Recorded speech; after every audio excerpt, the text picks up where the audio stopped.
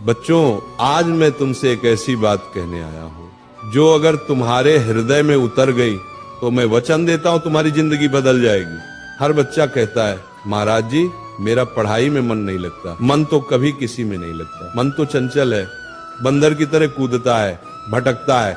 उसे पकड़ना ही साधना है और वही साधना स्टडी कहलाती है। पर आज मैं तुम्हें 3 ऐसे सूत्र दूंगा जो अगर तुमने अपनाए तो मन भी वश में होगा और सफलता तुम्हारे चरण चूमेगी। लेकिन एक शर्त है, जो मैं कहूंगा उसे सुनना ही नहीं, जीना भी होगा। अगर फिर वही पुरानी आदतें रही तो वही हाल रहेगा, ना मन लगेगा ना जीवन आगे बढ़ेगा। पहला सूत्र, कारण खोजो। जब तक तुम्हारे पास पढ़ने का कारण नहीं होगा, तुम्हारा मन पढ़ाई में कैसे लगेगा।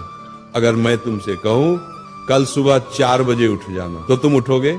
शायद नहीं। पर अगर मैं कह दूं सुबह 4 बजे उठो और तुम्हें 1 लाख रुपए मिलेंगे, तो तुम 4 नहीं 2 बजे ही उठ जाओगे। क्यों? क्योंकि अब तुम्हारे पास एक कारण है। यही है पहला सूत्र, रीजन बनाओ। क्यों पढ़ रहे हो? क्यों मेहनत कर रहे हो? क्या तुम्हारा कोई सपना है? क्या तुम्हें अपने माता पिता का नाम रोशन करना है? क्या तुम्हें गरीबी से निकलना है?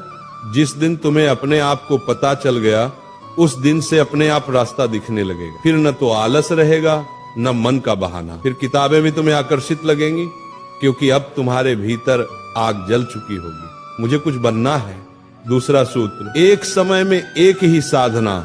कई लोग कहते हैं हम मल्टीटास्किंग कर रहे हैं, पर सच ये है तुम मल्टी डिस्ट्रैक्टिंग कर रहे हो। एक समय में केवल एक ही काम करो। अगर पढ़ रहे हो तो सिर्फ पढ़ो, मोबाइल, दोस्त, बातें सबसे दूर रहो। एक कथा सुनो। एक व्यक्ति ने 100 जगह 1-1 फुट का गड्ढा खोदा और एक ने एक ही जगह 100 फुट का। पहले वाले को पानी नहीं मिला, दूसरे को स्रोत मिल गया। यही पढ़ाई में होता है। तुम रोज थोड़ा थोड़ा कई जगह ध्यान बांटते हो और कहते हो परिणाम नहीं आ रहे। ध्यान बांटने से फल नहीं मिलता, ध्यान केंद्रित करने से वरदान मिलता है। इसीलिए जब पढ़ाई करो तो वही तुम्हारी पूजा हो, वही तुम्हारी साधना हो। पढ़ाई के समय किताबें तुम्हारी माला बने, शब्द तुम्हारे मंत्र बने और एकाग्रता तुम्हारा ध्यान बने। तीसरा सूत्र, डिस्ट्रैक्शन ही पतन का कारण है। आज मनुष्य अपने शत्रु से नहीं, अपने मोबाइल फोन से हार रहा है। कभी विचार करो, मोबाइल तुम्हारे काम के लिए बना है या तुम मोबाइल के गुलाम बन गए हो? स्क्रीन छोटी है पर जाल बहुत बड़ा है। तुम कहते हो थोड़ा रिलैक्स करने चला था और वो थोड़ा 3 घंटे का टाइम पास बन जाता है। फिर तुम कहते हो मेरा मन पढ़ाई में नहीं लगता। मन कैसे लगेगा? जहां ध्यान होगा वहीं ऊर्जा बहेगी। और अगर ध्यान सोशल मीडिया में बहा दोगे तो ज्ञान कहां से आएगा? मोबाइल बुरा नहीं, पर अगर तुम उसका उपयोग साधन की तरह करो तो वो